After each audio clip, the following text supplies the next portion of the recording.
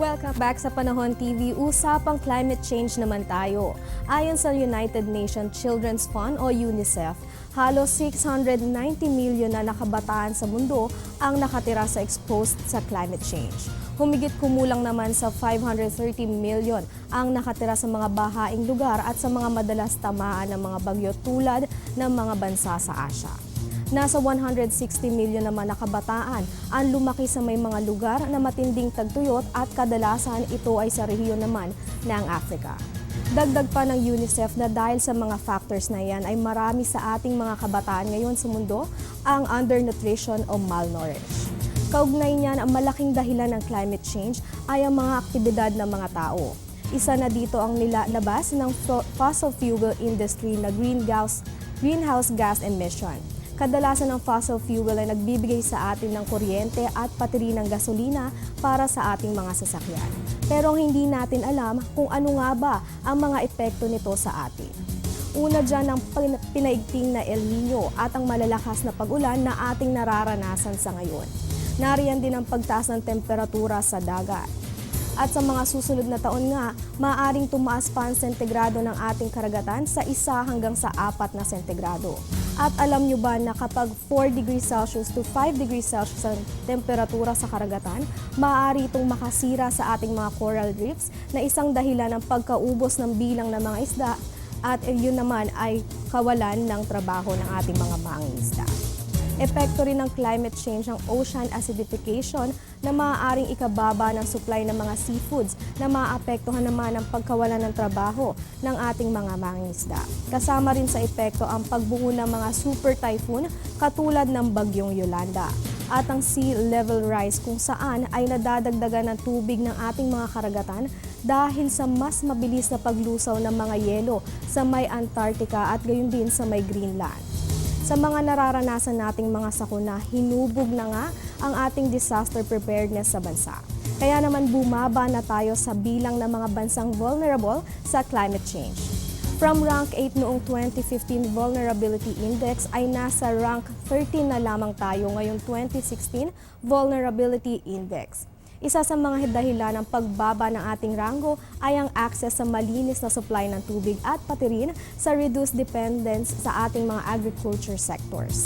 Ngayong taon, ang pinagbasihan sa pagraranggo ng mga bansang vulnerable sa climate change ay ang exposure, sensitivity at adaptive capacity.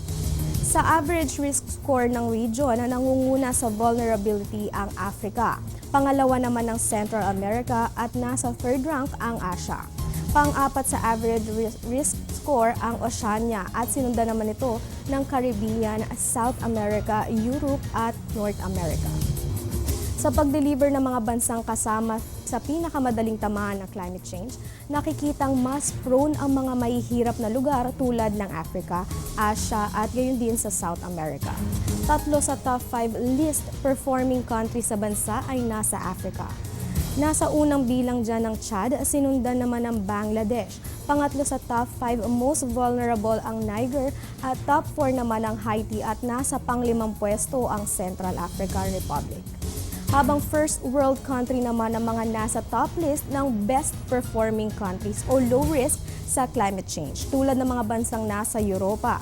Nasa unang bilang dyan ng best performing countries ang Norway. Pangalawa naman ang Ireland na sinundan ng Iceland. Nasa pang-4 na pwesto naman ng Sweden at nasa top 5 ang Finland. Kaya naman dapat patuloy pa rin tayong makisali at makisama sa pagpapaigting ng risk preparedness management sa bansa nang sa gayon ay kahit anong unos malalagpasan ang nating mga Pilipino. Sa darating naman na COP21 o Conference of the Parties 21 na gaganapin sa France, panoorin natin ang usapin patungkol sa climate change.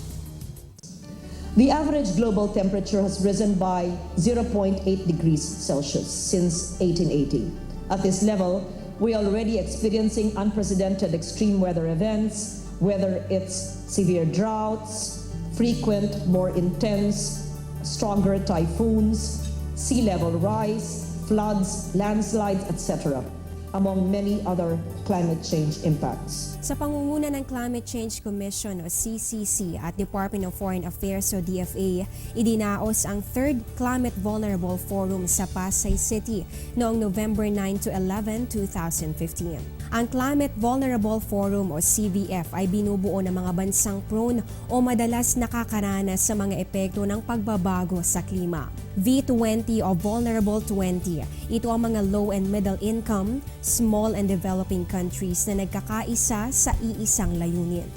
Kabilang dito ang Afghanistan, Ethiopia, Maldives, Tanzania, Bangladesh, Ghana, Nepal, East Timor, Barbados, Kenya, Philippines, Tuvalu, Bhutan, Kiribati, Rwanda, Vanuatu, Costa Rica, Madagascar, St. Lucia at Vietnam.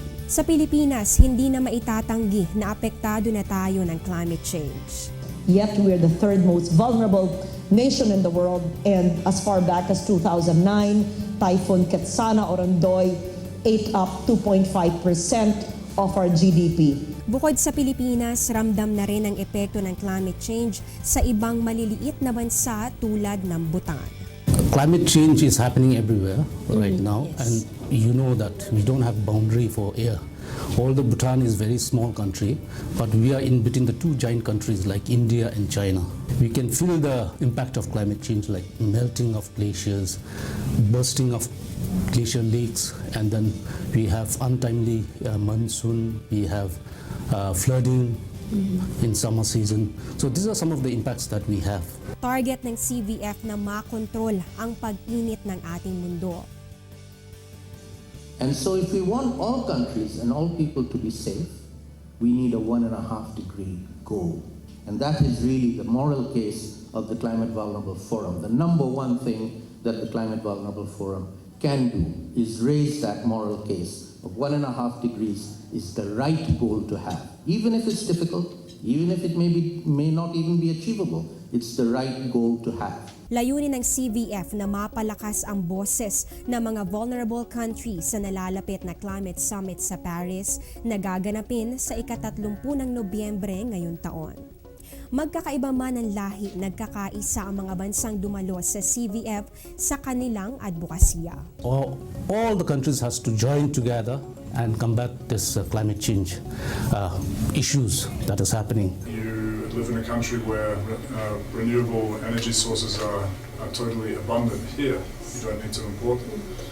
If you can make more use of them, your environment not only becomes much healthier because pollution is reduced, but you don't need to import your fuels from overseas anymore.